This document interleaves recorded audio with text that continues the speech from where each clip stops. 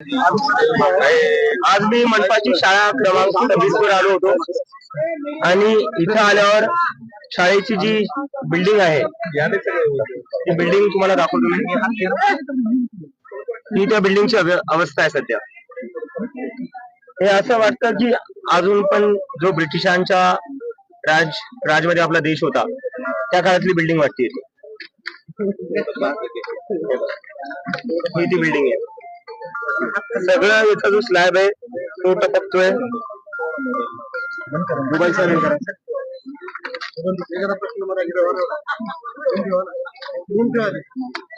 ही अवस्था आहे त्या बिल्डिंगची आणि ही वॉशरूमची अवस्था आहे. ही वॉशरूमची अवस्था आहे. तर आता अशी अवस्था पाहून मी आत गेलो वर्गात. मी मुलांना विचारलं पाणी भेटतं का? मुलं म्हणले हो पाणी भेटतं.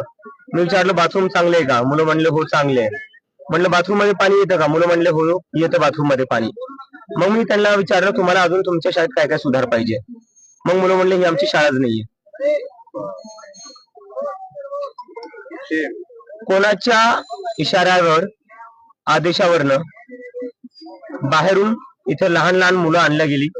त्यांना स्कूलचा युनिफॉर्म घातला आणि त्यांना बसवण्यात आलं की मीडिया समोर तुम्ही सगळं चांगलंच बोला शाळेबद्दल. हे कोणाच्या आदेशावरनं झालं? प्रिन्सिपलचं झालं, बीडीओच्या झालं का शिक्षण अधिकाऱ्यांचं झालं? याची चौकशी केली पाहिजे. तुम्ही 5-5, 6-6 वर्षांच्या लहान लहान मुलांचा उपयोग करताय तुमचं फेलियर लपवण्यासाठी. जे लहान मुलं मुली या शाळेचीच नाहीये त्यांना तुम्ही युनिफॉर्म घालून बसवलं आणि सांगितलं की शाळेबद्दल चांगलंच बोला.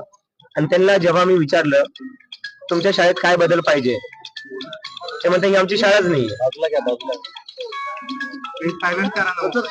शासकीय शाळा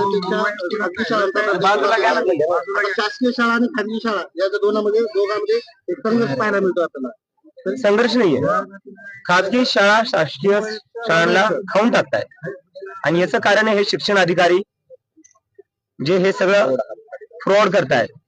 आता बाहेरून स्टुडंट्स आणण्यापेक्षा किंवा बाहेरून जबरदस्ती मुलांना आणून बसवण्यापेक्षा शाळेवर काम करा. तुमची बदनामी नसती झाली. तुम्ही लहान लहान मुलांचा वापर करताय तुमचं फेलियर लपवण्यासाठी. यापेक्षा शाळा सुधारवा ना. शाळेवर काम करा. हे असले फालतू धंदे नाही करावे लागणार तुम्हाला.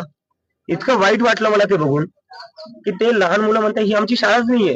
तर नीटचा पेपर फुटला. आपण 2 मिनिटं आपण ह्या शाळेवर आहोत. नाही सर, एक मिनिट. मी आता इथलचे जे शिक्षण अधिकारी बीडीओ आहे त्यांना फोन केला. त्यांना विचारलं मी कोणाच्या आदेशावर झालेले बाहेरून कस काय इथं दुसरे जे या शाळेची मुलं मुली नाहीये त्यांना कस काय आणून बसवलं.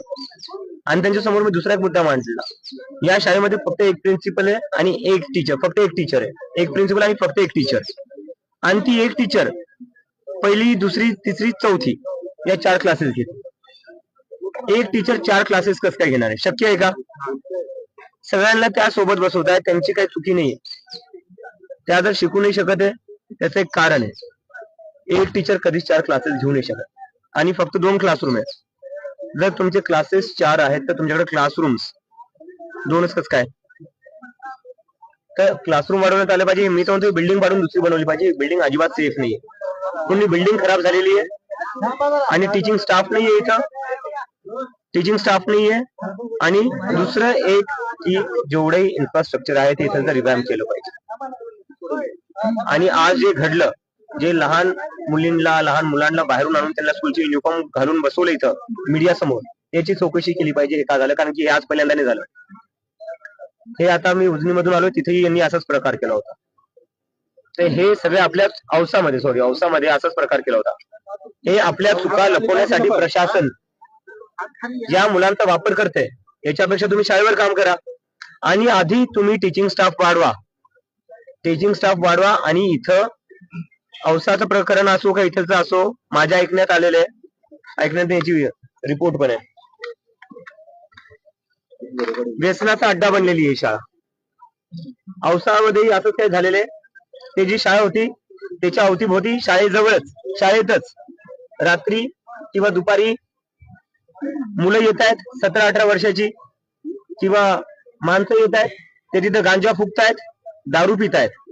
प्रिन्सिपल जेव्हा प्रश्न विचारला तेव्हा त्या मला माहिती नाही काय होतंय. मग तुम्हाला माहिती काय, तुम्ही कशाचे प्रिन्सिपल आहे? जर तुम्हाला तुमच्या शाळेच्या प्रिमायसेस मध्ये काय होतंय त्याची माहिती नाहीये, तर मग तुम्ही कसले प्रिन्सिपल आहे, काय करता तुम्हाला माहिती काय? बीडीओ कडे गेलो, बीडीओ म्हणे मी सध्या औसामध्ये नाहीये. मग बीडीओच्या असिस्टंटला भेटायला गेलो त्यांच्या ऑफिसमध्ये, ते कडी लावून पळून गेले. तर कुठं ना कुठं सगळे अधिकारी पळवाट काढतायत आपल्या जिम्मेदारीपासून, आणि कुठं ना कुठे हे सगळे आता घाबरलेले आहेत की त्यांच्यावर ऍक्शन होऊ शकते, त्याच्यामुळे ते पळायला बघताय. मी त्यांना म्हणतोय पळू नका, ज्या गोष्टी खराब आहेत त्या नीट करा. आज आम्ही प्रश्न विचारतोय, उद्या आम्हीच तुमचं कौतुक करू की तुम्ही काम केले, तुम्ही गोष्टी सुधारल्या, पण त्या तुम्हाला सुधाराव्या लागतील. तुम्हाला अशा चुका लपवायची गरज नाहीये की तुम्ही बाहेरचे स्टुडंट आणून बसू जबरदस्ती. तर त्याच औषधाच्या मुख्याध्यापकांनी असं सांगितलं की हे इथं 2 शाळा भरतात, एक उर्दूची शाळा भरते आणि एक मराठी शाळा भरते. त्यांचं असं म्हणणं आहे की 2 शाळा वेगवेगळ्या आहेत, मराठीचा चार्ज माझ्याकडे आहे आणि उर्दूचे ज्या शिक्षक आहेत कदाचित तुम्हाला त्या बोलल्या. त्या शिक्षकांनी मला सांगितलं, मला सांगण्यात आलं होतं म्हणे की इथं आज मुलं घेऊन या कारण की तुम्ही येणार, म्हणून मी मुलं घेऊन आलो. काय समजायचं मग कोण खरं बोलतंय? आणि ज्या प्रिन्सिपलचं तुम्ही बोलताय ते प्रिन्सिपल तर सारखे सारखे म्हणत होते मी प्रिन्सिपलच नाही त्याचा. परवा अजिंक्य शिंदे त्यांना, जे आमचे नॅशनल ऑर्गनायझेशन इन्चार्ज आहे, जेव्हा त्यांनी विचारलं तुम्ही इथं कोणत्या पोझिशन आहे, तेव्हा काही नाही म्हणे, मी असं चालू म्हणे, माझं इथं काहीच रोल नाही म्हणे, माझी काहीच पोझिशन नाही, मी असं चालू मीटिंग साठी. तर जो प्रिन्सिपल स्वतः प्रिन्सिपल आहे हे मान्यच करायला तयार नाही, तर तिच्या शब्दांवर काय म्हणून भरोसा ठेवायचा? सर, अनेक बिल्डिंगी ज्या आहेत जिल्हा परिषदेच्या त्या आज पडायला आहे. छोटे छोटे लेकरं जे आहेत त्या बिल्डिंगच्या इमारतीच्या खाली राहत आहेत. कदाचित कित्येक वर्षापूर्वी याचं स्ट्रक्चर ऑडिट झालंय की नाही झालंय आपण अशी मागणी करणार आहोत, कारण नक्कीच करणार आहे. राज्यभर हे ऑडिट झालं पाहिजे की किती बिल्डिंग आहे ज्या अनफिट आहे सध्या. मी जाऊन बघतोय, भिंतीला तडे गेलेले आहेत, भिंतीला क्रॅक्स पडलेले, कधी कोणत्याही भिंती कोसळू शकतात, अशा स्थितीमध्ये हे मुलं शिकतायत. त्या शिक्षण अधिकाऱ्यांचे मुलं अशाच अवस्थेत शिकतील का नाही, हे स्वतःची मुलं टाकतात प्रायव्हेट शाळेत, आणि ज्याची हे पगार घेतात, ज्यांच्याकडून हे पगार घेतात त्यांच्यासाठीच हे चांगल्या शाळा नाही करत आहे. लोकांच्या टॅक्स मधून तुम्ही पगारी घेताय ना, मग त्यांच्या मुलांसाठी तुम्ही चांगल्या शाळा का नाही करत आहे? त्यांच्या टॅक्सच्या पैशातून तुम्ही पगार घेऊन स्वतःच्या मुलांना प्रायव्हेट शाळेत चांगलं शिक्षण देताय, आणि या गोरगरिबांच्या मुलांचं काय करताय तुम्ही? नोकरदाराचा पगार घेण्यासाठी घरी टॉयलेट बंधनकारक आहे, तसं सरकारी नोकरदार कलेक्टर पासून सगळ्यांनाच शाळा बंद, शिक्षण मंत्र्यापासून त्यांची मुलं सरकारी शाळेतच शिकले पाहिजे.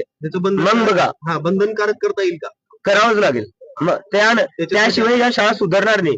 यांचे स्वतःचे मुलं जर सरकारी शाळेत शिकले तर यांना कळेल की सरकारी शाळा सुधाराव्या लागते. यासाठी काय आंदोलन वगैरे असणार आहे? अर्थात करावंच लागेल, कारण की आज जी मी स्थिती बघतोय करावंच लागणार आहे.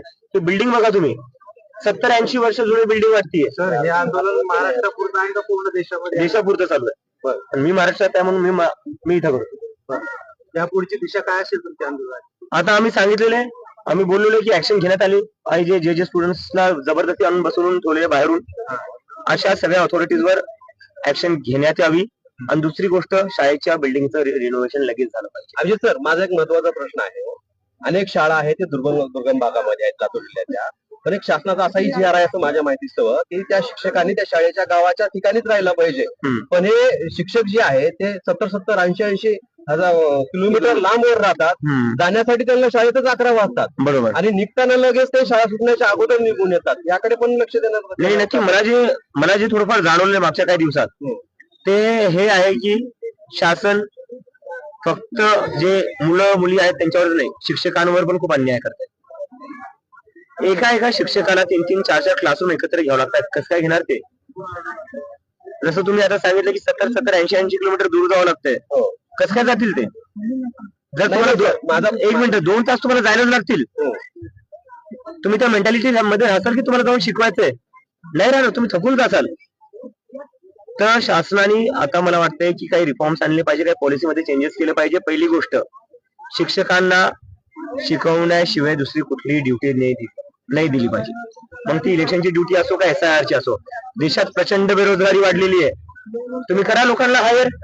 SIR साठी, इलेक्शनच्या ड्युटीसाठी लोकांना रोजगारी भेटेल, बेरोजगारीचाही तोडगा निघेल आणि शिक्षकांच्या समस्याचाही तोडगा निघेल. मला प्रिन्सिपल येऊन सांगतायत की आम्हाला शाळेत जायला वेळच नाही भेटत कारण की आम्हाला SIR च्या ड्युटीवर लावलेलं आहे. प्रिन्सिपलचं काम काय? शाळा सांभाळणे का वोटर लिस्ट सांभाळणे? इलेक्शन कमिशन कशासाठी आहे मग? पुढच्या आंदोलनाचे मुद्दे काय असतील? शाळाची सुधारणाच. आणि जे जे प्रिन्सिपल्स फॉल्टी वाटताय, शिक्षण अधिकारी फॉल्टी वाटताय, बीडीओ फॉल्टी वाटताय, त्यांच्यावर जर कारवाई नाही करण्यात आली तर आंदोलनाला बसतील. लातूरचे सगळे गावातले लोक बसतील. पालक सहकार्य करतील असं वाटतं का तुम्हाला? त्यांच्याच मुलांचा प्रश्न आहे, का नाही सहकार्य केलं पाहिजे? कोणासाठी लढतोय आम्ही? अभिजितजी, प्राथमिक आणि माध्यमिक शिक्षणावर 151 प्रकारची अशैक्षणिक काम आहे बाहेरची. तर ते 151 प्रकारची काम हटवण्यासाठी आपला काय प्रयत्न असणार आहे? मला बघावं लागेल त्याबद्दल. आताच आम्ही आमचा दौरा सुरू केलेला आहे. 1 आठवडा झालाय, आम्हाला थोडा वेळ द्या तुम्ही. तर सगळ्या परिस्थितीला शिक्षण मंत्री जबाबदार नक्कीच जबाबदार आहे, नक्कीच दिला पाहिजे. जी अवस्था आहे तिथं म्हणजे ह्या बिल्डिंगला पाहून कोणी म्हणू शकतं शिक्षण मंत्री आले पाहिजे? तुम्ही फक्त एक काम करा, तुम्ही सगळे काही नका करू, कुठल्याही सरकारी शाळेत आले तिथे बाथरूम बघा. ते बाथरूम पाहिल्यानंतर तुम्ही सांगा मला शिक्षण मंत्री त्यांच्या पोझिशनवर राहिले पाहिजे की नाही राहिले. काही शाळेत बाथरूमच नाहीये. नीट प्रकरणात नीट प्रकरणाच्या आरोपी इथं लातूर मध्ये भेटले, त्यांचे क्लासेस सदाच चालू आहेत. त्याबद्दल सतीश कदम उपोषण सुद्धा केला होता. आणखी क्लासेस बंद नाही. मला माहिती घ्यावं लागेल त्याची, मला माहिती घ्यावं लागेल. मी नवीन या सगळ्या गोष्टीत तर मी कुठंच तुम्हाला हे नाही म्हणणार की मला सगळ्या गोष्टीची उत्तर माहिती आहे, पण मी अभ्यास करेल. अभ्यास केल्याशिवाय मी कोणत्या गोष्टीचं उत्तर नाही देणार. सारखंच एक प्रकरण लातूर तालुक्यामध्ये हरवून खुर्द शाळेवरती सेंटरवरती पेपर प्रेस व्यक्तीने लिहिला कविता आणि त्याचं निवेदन होतं. मला त्याची माहिती काढून घ्यावी, मला माहिती काढून घ्यावी.